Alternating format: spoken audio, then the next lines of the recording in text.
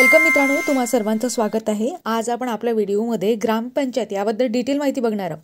Detail माहिती बघणार आहोत म्हणजे याचा अर्थ प्रश्नांच्या माध्यमातून आपण आजूबाजूच्या गोष्टी ॲनालिसिस करणार आहोत। अशा प्रकारचे जे काही PSI, STI, ASO तसेच राज्यसेवा या परीक्षांमध्ये आलेल्या प्रश्नांचा सुद्धा इथे समावेश झालेला आहे।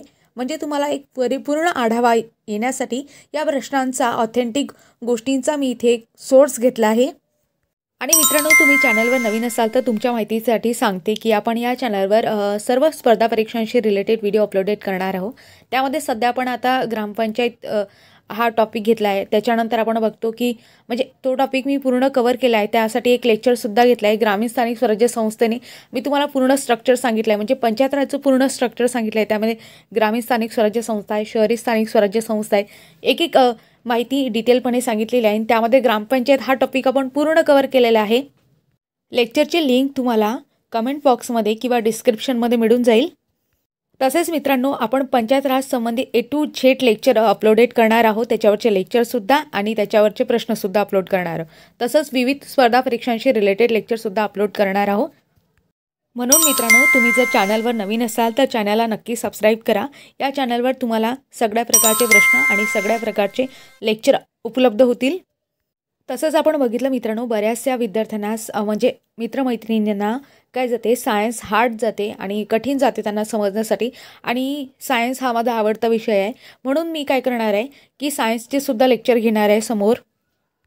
तसंच बाकीच्या स्पर्धा परीक्षांशी रिलेटेडसुद्धा आपण लेक्चर अपलोडेड करत जाऊ।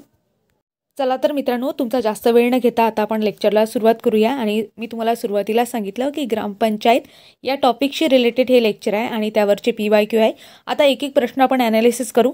सुरुवातीचा प्रश्न पाहू मित्रांनो। सुरुवातीचा प्रश्न आहे, खालील विधानांचा विचार करा। तर मित्रांनो, सुरुवातीला स्टेटमेंट पाहू, त्याच्यानंतर आपण ऑप्शन पाहू आणि आपल्या उत्तरापर्यंत कसं आपण पोहोचतो ते सुद्धा पाहू। यामध्ये तुम्हाला काही ट्रिक वगैरे सगळ्या गोष्टी मी तुम्हाला सांगणार आहे। सुरुवातीला मित्रांनो स्टेटमेंट पाहू।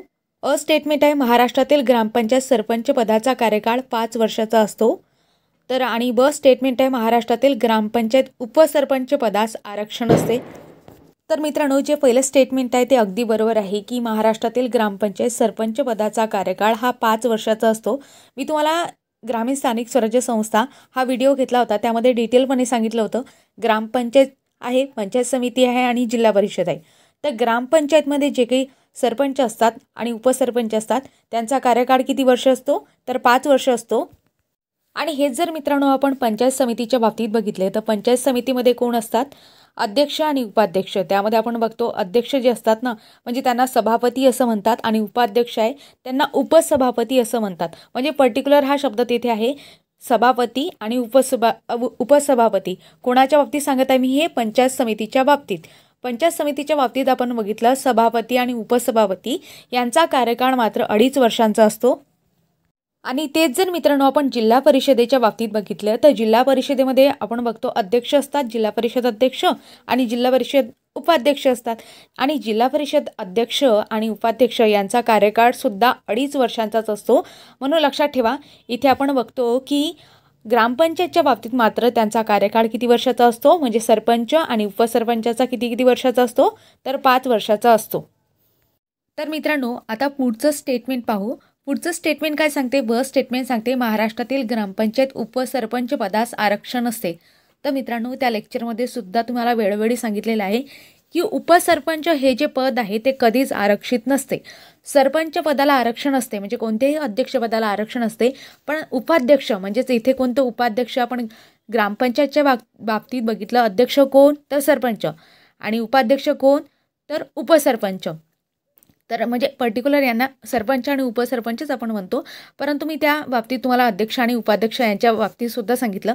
तर गोष्ट लक्षात घ्या, कोणत्याही म्हणजे पंचायत समितीतील आपण बघतो की कोणतंही जे उपपद असते ना ते कधीच आरक्षित नसते, मात्र अध्यक्षपद हे कधीही आरक्षित असते। आणि इथे आपण बघतो सरपंच हे पद आहे ते आरक्षित आहे। आणि सरपंच पदासाठी SC असो किंवा ST असो, SC म्हणजे अनुसूचित जाती आणि ST म्हणजे अनुसूचित जमाती असं आपण म्हणतो। आणि OBC म्हणजे इतर मागासवर्गीय आपण म्हणतो, अदर बॅकवर्ड क्लास इत्यादींसाठी अध्यक्षपद हे काय असते तर राखीव असते। आणि आपण बघतो मित्रांनो, यापैकी आपण बघतो SC ST आणि OBC यांच्यापैकी सुद्धा आपण बघतो म्हणजे केंद्र सरकारने काय केलं आहे, 73वी घटना दुरुस्ती केली, आपल्याला सर्वांना माहिती आहे. मी तुम्हाला सांगितलीसुद्धा आहे आणि त्याचं सेपरेट लेक्चरसुद्धा घेतलेलं आहे. त्यावर प्रश्नसुद्धा घेतलेले आहे, ॲनालिसिससुद्धा घेतलेलं आहे. तर बघा मित्रांनो, की 73वी घटना दुरुस्ती आहे आणि 73व्या घटना दुरुस्तीनुसार भारत सरकारने म्हणजे पंचायत राज संस्थांना किती टक्के आरक्षण दिलेलं आहे महिलांना? तर महिलांना 33.33% आरक्षण दिलेलं आहे, म्हणजे 1/3 आरक्षण असं दिलेलं आहे. परंतु तेच आपण पंचायत राजच्या बाबतीत महाराष्ट्र सरकारने किती टक्के आरक्षण केलेलं आहे, म्हणजे कायदा करून हे केलेलं आहे, तर किती केलेलं आहे? तर बघा मित्रांनो, म्हणजे महाराष्ट्र सरकारने 33%च्या ऐवजी 50% आरक्षण महिलांना पंचायत राज संस्थांमध्ये दिलेलं आहे. म्हणजे या प्रश्नाच्या बाबतीत ॲडिशनल काही गोष्टी आहेत, त्यासुद्धा मी तुम्हाला सांगितल्या. म्हणून या दोन्ही गोष्टी महत्त्वाच्या आहेत आणि लक्षात असू द्या. समोर प्रश्न येतील तेव्हा मी तुम्हाला परत क्लिअर करेन. आता आपण हे स्टेटमेंट पाहू. पहिलं स्टेटमेंट काय सांगते, की महाराष्ट्रातील ग्रामपंचायत सरपंच पदाचा कार्यकाळ 5 वर्षाचा असतो. तर हे स्टेटमेंट कसं आहे, तर अगदी बरोबर आहे. आणि मित्रांनो, आपण तसंच दुसरं स्टेटमेंट बघितलं तर महाराष्ट्रातील ग्रामपंचायत उपसरपंच पदास आरक्षण असते सांगितलेलं आहे. तर मी तुम्हाला काय सांगितलं, उपसरपंच हे पद कधीच आरक्षित नसते. म्हणून बी स्टेटमेंट काय होते, चुकीचं होते. आता आपण ऑप्शन पाहू काय सांगितलं आहे म्हणून. तर वरीलपैकी कोणते विधान बरोबर आहे, म्हणजे बरोबर विधान आपल्याला सांगायचं आहे. तर ऑप्शन पाहू, दोन्ही बरोबर, हे कसं होईल, चूक होईल. आणि दुसरं ऑप्शन आहे फक्त अ. तर मित्रांनो, इथे आपल्याला उत्तर मिळालं आहे. फक्त आपलं अ हे ऑप्शन कसं आहे, बरोबर आहे. म्हणून आपल्या प्रश्नाचं उत्तर 2, क्रमांक 2, फक्त अ हे आपलं बरोबर उत्तर होईल. चला तर मित्रांनो, आता समोरचा प्रश्न पाहू. समोरचा प्रश्न आहे, ग्रामसेवकाच्या संदर्भातील योग्य विधान निवडा. STI प्रिलिम्स 2013चा हा प्रश्न आहे. यामध्ये आपण पहिले विधाने पाहू, त्याच्यानंतर ऑप्शन पाहू. विधाने म्हणजेच काय, स्टेटमेंट काय काय सांगितलेलं आहे. स्टेटमेंट काय सांगते, ते ग्रामपंचायतीचे दैनंदिन काम पार पाडतात. कोण? ग्रामसेवकाच्या बाबतीत प्रश्न विचारला आहे मित्रांनो. दुसरं स्टेटमेंट आहे, त्यांची नेमणूक राज्य शासनाकडून होते. तिसरं स्टेटमेंट आहे, ते ग्रामपंचायतीची महत्त्वाची कागदपत्र व हिशोब सांभाळतात. चौथं स्टेटमेंट आहे, ते पंचायत समितीच्या सभांच्या नोंदी ठेवतात. मित्रांनो, काही वेळेस प्रश्न खूप लॉजिकल असतात आणि आपण शांत डोक्याने विचार केला तर आपल्याला प्रश्नाची उत्तरे मिळतात. इथे सुद्धा तुम्ही लॉजिकल प्रश्नाचं उत्तर देऊ शकता. म्हणजे तुम्हाला कोणतीही माहिती नसली तरीसुद्धा तुम्ही या प्रश्नाचं उत्तर देऊ शकता. एका साध्या लॉजिकवर मित्रांनो हा प्रश्न सुटतो आणि तुमचं लगेच उत्तर होईल असा लॉजिक आहे. आपण बघतो इथे प्रश्न कोणाबद्दल विचारला आहे, ग्रामसेवक. आणि ग्रामसेवकाचा संबंध कोणाच्या बाबतीत येतो, ग्रामपंचायतच्या बाबतीत. मग ग्रामपंचायतच्या बाबतीतच ग्रामसेवक काम बघणार ना. मग ऑप्शन क्रमांक डी बघा, म्हणजे ड बघा, ते पंचायत समितीच्या सभांच्या नोंदी ठेवतात. पंचायत समितीच्या सभांच्या नोंदी कशाला ठेवतील, ते ग्रामपंचायतच्या नोंदी ठेवतील किंवा ग्रामपंचायतच्या काम पार पाडतील. म्हणून मित्रांनो, ड एलिमिनेट करा. आणि जसं आपण ऑप्शन म्हणजे स्टेटमेंट ड एलिमिनेट करतो तसंच आपल्याला बाकीचे खालील ऑप्शन जर आपण बघितली तर ड स्टेटमेंट काढून टाकल्यावर डायरेक्ट आपल्यावर उत्तर राहते, ते म्हणजे ऑप्शन क्रमांक 4 अ आणि क. आणि मित्रांनो, इथे आपण बघितलं तर आपण जास्त वेळ पण घेतला नाही आणि आपल्या प्रश्नामध्ये आपली फसगत पण नाही झाली. पहिलं स्टेटमेंट बरोबर आहे का, दुसरं आहे का, तिसरं आहे का, तर आपण शॉर्टकटमध्ये बघितलं आणि आपलं उत्तर लवकर निघालं. अशामुळे काय होते, आपल्या परीक्षेमध्ये वेळसुद्धा वाचते. चला, म्हणजे आता तुम्हाला उत्तर तर समजलं की अ आणि क स्टेटमेंट बरोबर आहे. मग बाकीचे स्टेटमेंट आपण प्रत्येक स्टेटमेंटबद्दल डिटेल ॲनालिसिस करू, कोणतं कशामुळे बरोबर आहे आणि कोणतं का बरोबर नाही. आता तुम्हाला सांगितलं डी एलिमिनेट करा, कारण मी तुम्हाला पहिल्या स्टेटमेंटबद्दल म्हणजे डीबद्दल थोडक्यात माहिती सांगितली. आता अ ब क स्टेटमेंटबद्दल सांगते की ते म्हणजे ग्रामसेवक ग्रामपंचायतीचे दैनंदिन काम पार पाडतात. साहजिक गोष्ट आहे, ते काम पार पाडणार आहे, त्यासाठी त्यांची नेमणूक सरकारने केलेली आहे. आणि आपण ग्रामसेवकालाच काय म्हणत असतो, तर प्रशासकीय सचिव असं म्हणत असतो. कशाचा, ग्रामपंचायतीचा. तसंच मित्रांनो, याला सरचिटणीस म्हणजे ग्रामसेवकाला सरचिटणीस सुद्धा म्हणतात. म्हणजे इथे गोष्ट लक्षात घ्या मित्रांनो, तुम्हाला ग्रामसेवक पण विचारू शकतात किंवा ग्रामपंचायतचा प्रशासकीय सचिव म्हणून विचारू शकतात किंवा सरचिटणीस म्हणून सुद्धा विचारू शकतात. म्हणून लक्षात घ्या, ग्रामसेवकालाही सिमिलर गोष्टी आहेत किंवा नावे आहेत. आता आपण बघतो की पहिलं स्टेटमेंट आपल्याला समजलं. आता दुसरं, त्यांची नेमणूक राज्य शासनाकडून होते. तर मित्रांनो, इथे एक गोष्ट लक्षात घ्या की ग्रामसेवकाची जी नेमणूक असते ते जिल्हा परिषद मुख्य कार्यकारी अधिकारी आहेत, म्हणजे CEO आहे, त्यांच्याकडून होत असते. म्हणून इथे स्टेटमेंट जे आहे की त्यांची नेमणूक राज्य शासनाकडून होते, हे स्टेटमेंट कसं होते, चुकीचं होते. क स्टेटमेंट पाहू. क स्टेटमेंट काय सांगते ते ग्रामपंचायतीची महत्त्वाची कागदपत्र व हिशोब सांभाळतात. मित्रांनो, साहजिक आहे त्यांना त्याच्यासाठी पैसे मिळतात, गव्हर्नमेंटकडून पगार मिळतो, तर साहजिक आहे ते काम करणारच आहेत. म्हणून अ आणि क हे आपलं कसं आहे, ऑप्शन बरोबर आहे. म्हणून ऑप्शन क्रमांक 4 या प्रश्नाचं बरोबर उत्तर होईल. तर मित्रांनो, इथे बघा पुढचा प्रश्न पाहू. कोणामुळे ग्रामीण राजकारणात खुलेपणा आणि पारदर्शकता येण्यास मदत होते? खूप लॉजिकल आणि ॲप्लिकेशन बेस हा प्रश्न आहे. म्हणजे तसं जर बघितलं मित्रांनो, कोणत्याही पुस्तकात शोधा, डायरेक्ट तुम्हाला याचं उत्तर मिळणार नाही. कारण की साधी गोष्ट आहे. एक तुम्हाला पूर्ण लॉजिक डेव्हलप झाल्यानंतर या प्रश्नाचं उत्तर सुटते. आणि तसं बघितलं आता ऑप्शनमधून सुद्धा तुम्ही एलिमिनेशन करून उत्तरापर्यंत पोहोचू शकता. आता ते कसं पोहोचायचं मी तुम्हाला सांगते. आता प्रश्न बघा, कोणामुळे ग्रामीण राजकारणात खुलेपणा आणि पारदर्शकता येण्यास मदत होते, असा प्रश्न विचारला आहे. ऑप्शन पाहू. ग्रामसभा, ग्रामसेवक, सरपंच आणि ग्रामपंचायत. आता मित्रांनो, रियालिटी म्हणजे वास्तविकता या गोष्टीचा विचार करून तुम्ही या प्रश्नाचं उत्तर देण्याचा प्रयत्न करा. इथे आपण बघतो ऑप्शन क्रमांक 4 आहे ग्रामपंचायत. काय वाटते तुम्हाला की ग्रामपंचायत होऊ शकते, त्याच्यामुळे पारदर्शकता येऊ शकते? तर मित्रांनो, साधी गोष्ट आहे. बरेचसे विद्यार्थी मित्र आणि मैत्रिणी ग्रामसेवक या पदाकरता फॉर्म भरतात. कारण ग्रामसेवकाचा पगार तसा बघितला तर पहिले तो कंत्राटी आहे, म्हणजे कंत्राटी आहे, त्यामुळे काय आहे तर पगार कमी आहे. नंतर आपण बघतो की त्याचा पगार वाढतो. परंतु लॉजिक म्हणून काय सांगतात की ग्रामसेवकाचं खुळण जास्त असते. म्हणजे तसं बघितलं हा वास्तविकतेचा प्रश्न आहे, वास्तविकता आहे ही. म्हणजे मी तुम्हाला प्रश्नाच्या उत्तरापर्यंत पोहोचण्यासाठी रियालिटी सांगत आहे. आपल्याला प्रश्नाच्या उत्तरापर्यंत पोहोचणं महत्त्वाचं आहे, म्हणून मी तुम्हाला ह्या आजूबाजूच्या गोष्टी सांगत आहे. तसं बघितलं मित्रांनो, तर इथे आपण ऑप्शन बघतो. 1 ग्रामसभा. ग्रामसभा म्हणजे काय तर बघा, ग्रामसभामध्ये मी तुम्हाला सांगितलं होतं ग्रामपंचायतीचा एक भाग आहे ग्रामसभा. आणि ग्रामसभेमध्ये आपण बघतो, तर मित्रांनो मी तुम्हाला ग्रामसभेबद्दल सांगितलं होतं की काय आहे तर प्रत्यक्ष लोकशाहीचे स्वरूप आहे. आणि 73व्या घटनादुरुस्तीने ग्रामसभेला कसं झालेलं आहे, घटनात्मक दर्जा प्राप्त झालेला आहे. आणि यामध्ये कसं असतो, याचा उद्देश काय आहे की तर ग्रामीण जनतेचा लोकशाहीतील प्रत्यक्ष सहभाग वाढवण्यासाठी ग्रामसभेची म्हणजे स्थापना आपण करत असतो ग्रामपंचायत स्तरावर. आणि हे कोणत्या अधिनियमाअंतर्गत सांगितले आहे तर महाराष्ट्र ग्रामपंचायत अधिनियम आहे 1958मधील कलम 186मधील 1मध्ये ह्या गोष्टी सांगितलेल्या आहे. मी परत रिपीट करते, कारण ग्रामसभेच्या बाबतीत तुम्हाला प्रश्न विचारू शकते, कलम पण विचारू शकतात की महाराष्ट्र ग्रामपंचायत अधिनियम आहे 1958मधील कलम 186 आहे आणि त्यामधील उपकलम आहे 1, त्यानुसार काय होते, ग्रामसभा स्थापन केली जाते. आणि आपण बघतो या ग्रामसभेमध्ये कोणाचाच म्हणजे समावेश होते किंवा कोणते सदस्य यामध्ये असतात तर लक्षात ठेवा, गावाच्या मतदार यादीत ज्यांचे नाव आहे असे प्रौढ नागरिक याचे काय असतात, सदस्य असतात. मग तुम्हाला असा सुद्धा ऑप्शन येऊ शकते की 18+ आहेत, ते 18+ असूनही त्यांचं मतदार यादीमध्ये नाव पाहिजे. म्हणजे काय, बरेचसे विद्यार्थी असतात की मी इथे विद्यार्थी शब्द वापरला आहे, कारण आपण बघतो शाळकरी किंवा कॉलेजमध्ये जाणारे मुलं असतात, तरुण मुलं असतात. आणि हे 18+ असूनसुद्धा बरेचसे गावातील आपण बघतो की जनजागृती नसल्यामुळे त्यांचं वोटिंग कार्ड किंवा मतदान कार्डसुद्धा नसते.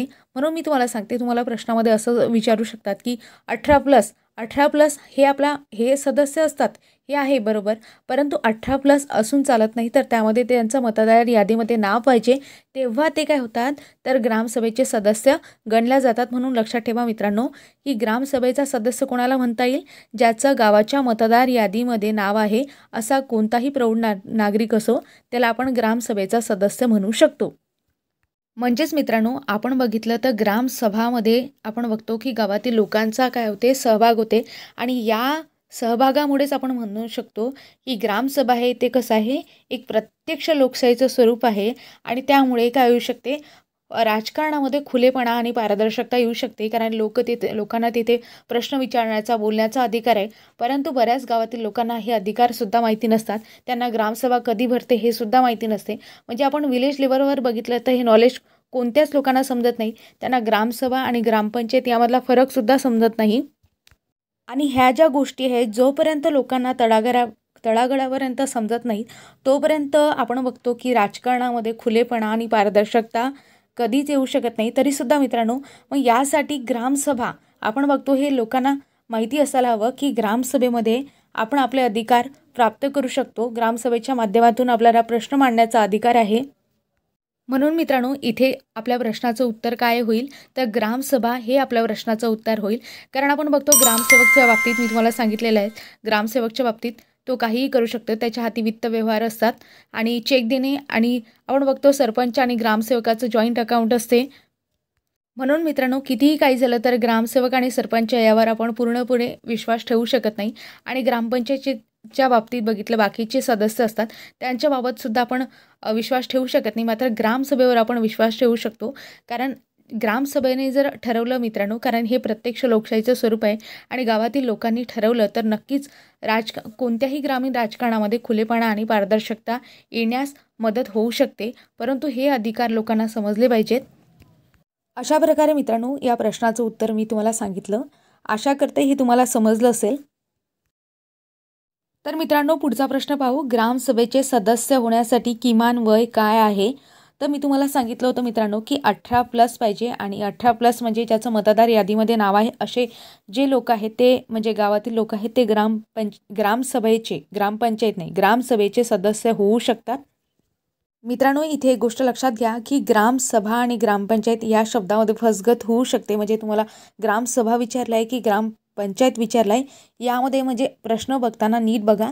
तुम्हाला ग्रामसभा विचारला आहे तर ग्रामसभेच्या बाबतीत आपण बघितलं आहे आणि तुम्हाला सांगितलं सुद्धा आहे की ग्रामसभेची स्थापना जी आहे ते आपण 73व्या घटनादुरुस्तीने म्हणजे 73व्या घटनादुरुस्ती झाली तेव्हा ग्रामसभेला काय झालं, घटनात्मक दर्जा प्राप्त झाला. आणि महाराष्ट्र ग्रामपंचायत अधिनियम 1958 आहे, त्यातील कलम 186(1) मध्ये ग्रामसभा स्थापन करण्याबाबत तरतूद करण्यात आली आहे. मी काही गोष्टी परत रिवाईज करते मित्रांनो, कारण की आपण बऱ्याच वेळा बघतो की आपण व्हिडिओ लेक्चर बघतो किंवा हे बघतो, नंतर आपण त्या गोष्टी आपल्याला आठवत नाही. परंतु त्याच लेक्चरमध्ये रिवाईज झाल्या आणि तिथे पाठ झाल्या तर गोष्टी जास्त काळ आणि चिरकाल टिकतात. म्हणून मी तुम्हाला परत त्याच गोष्टी सांगत आहे. तर मित्रांनो, इथे एक गोष्ट लक्षात घ्या की ग्रामसभेचे सदस्य होण्यासाठी वय किती पाहिजे? 18 पाहिजे. म्हणजे मतदार यादीमध्ये त्याचं नाव पाहिजे, म्हणजे त्या सदस्याचं नाव पाहिजे. आणि आपण बघतो जर तुम्हाला सरपंच व्हायचं असेल तर सरपंच होण्यासाठी वय किती पाहिजे? तर 21+ पाहिजे.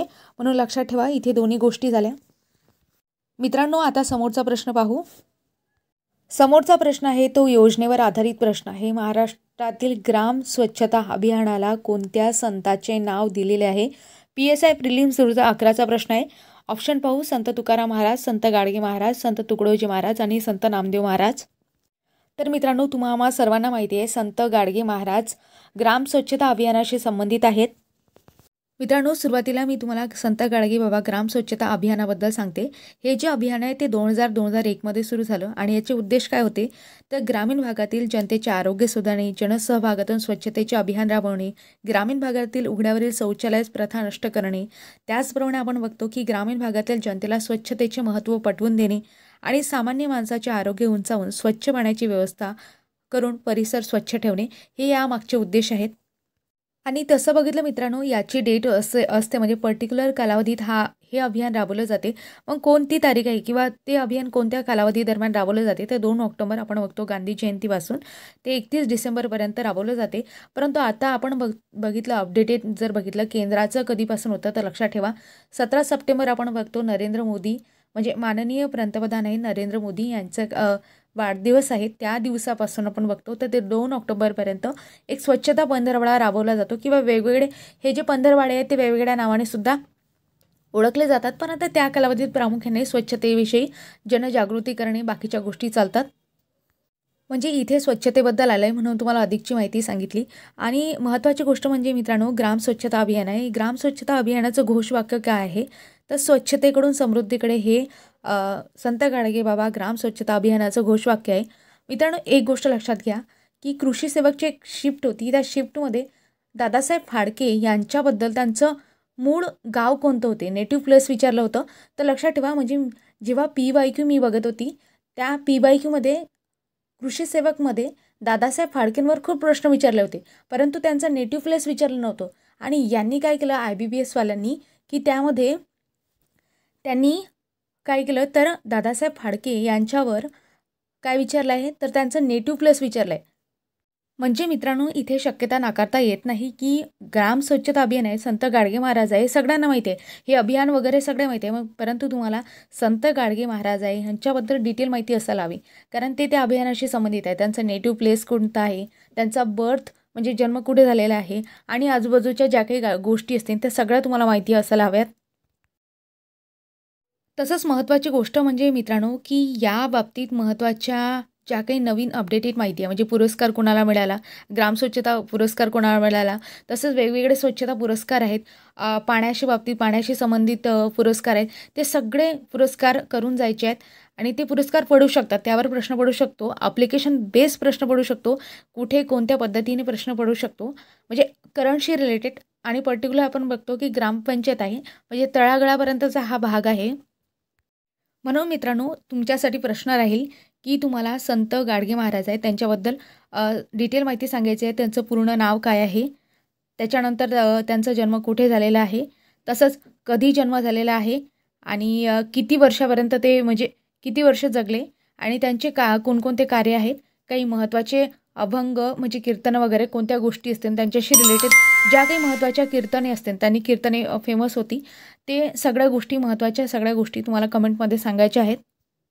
तर मित्रांनो, हे जे सिरीज आहे ना, हे खूप डिटेल म्हणजे आता हे जे प्रश्न मी घेत आहे ते खूप डिटेलमध्ये सांगत आहे.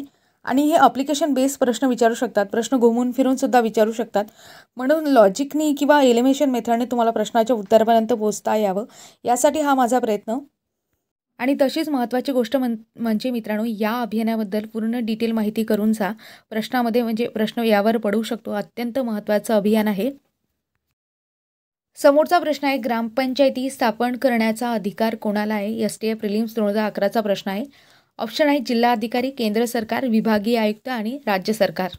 तर मित्रांनो, हा जो प्रश्न आहे कुठे कुठे याचा आन्सर विभागीय आयुक्तसुद्धा आहे आणि कुठे कुठे राज्य सरकार पण दिलेलं आहे. तरीसुद्धा या प्रश्नाचं उत्तर मी तुम्हाला सांगते कसं येऊ शकते. म्हणजे आपण बघतो राज्य सरकारच्या वतीने विभागीय आयुक्त जे आहेत ते काय करतात की ग्रामपंचायती स्थापन करतात. म्हणजे आपण डायरेक्ट टोकापर्यंत गेलो तर डायरेक्ट अधिकार कोणाला विचारू शकतो म्हणू शकतो, तर राज्य सरकारला ग्रामपंचायती स्थापन करण्याचा अधिकार आहे. म्हणून ऑप्शन क्रमांक 4 हे या प्रश्नाचं बरोबर उत्तर होते. तर साधी गोष्ट आहे मित्रांनो, आता आपल्याला काय बघायचं आहे, याचा आजूबाजूचा एरिया कव्हर करायचा आहे. म्हणजे ग्रामपंचायती कुठे स्थापन होऊ शकतात हे आपल्याला बघायचं आहे. तर लक्षात ठेवा. तर मित्रांनो, जसे जसे मी तुम्हाला स्टेटमेंट सांगते तसं तसं एक माइंड मॅप बनवा आणि ते लक्षात घेण्याचा प्रयत्न करा.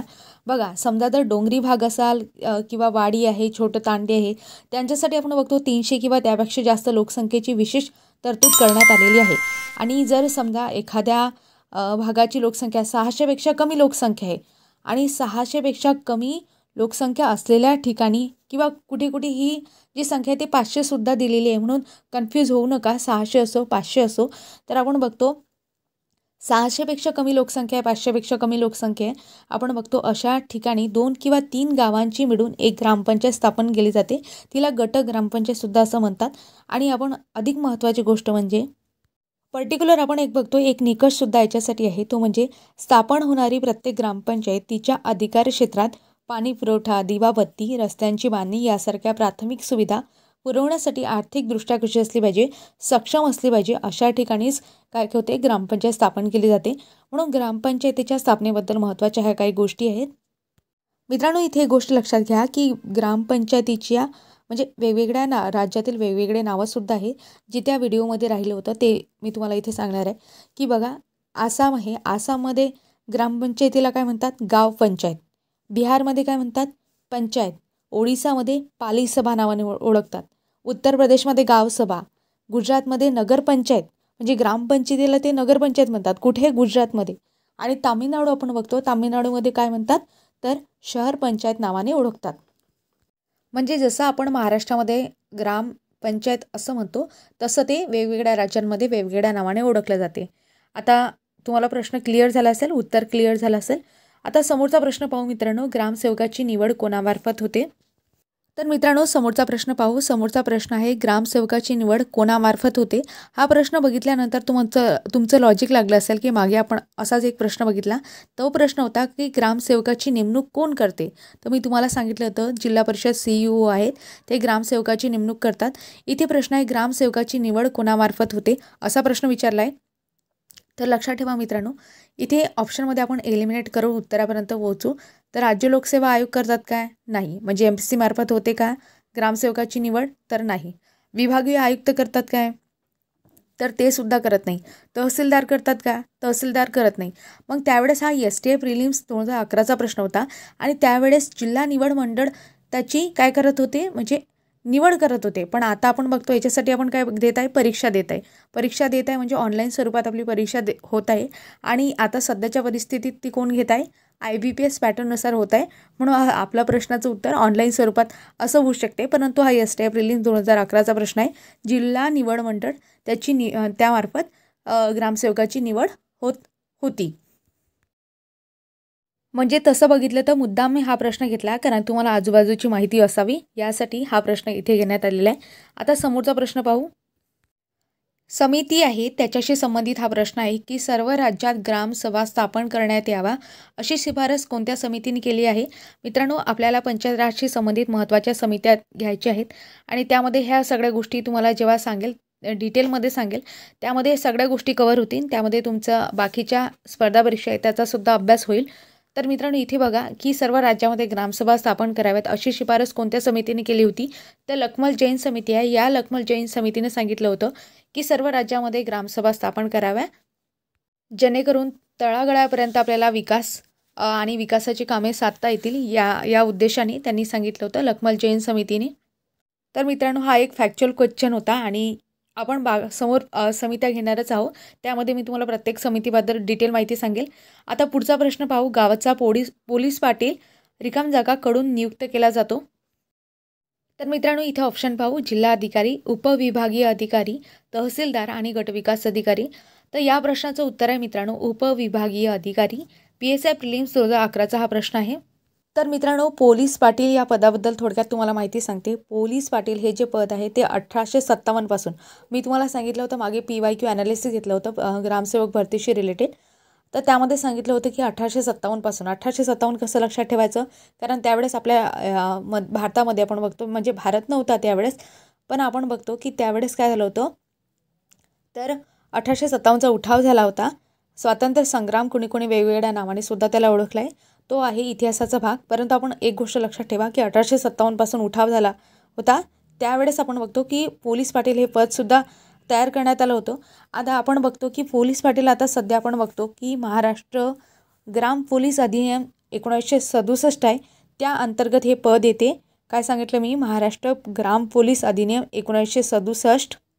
मग पोलीस पाटील होण्यासाठी काय पात्रता असायला पाहिजे, तर तो गावचा रहिवासी असायला पाहिजे आणि किमान 7वी तरी पास असायला पाहिजे आणि त्याचा वयोगट आपण बघतो की 25 ते 45 वर्षाच्या दरम्यान म्हणजे पोलीस पाटील नियुक्त होऊ शकतो.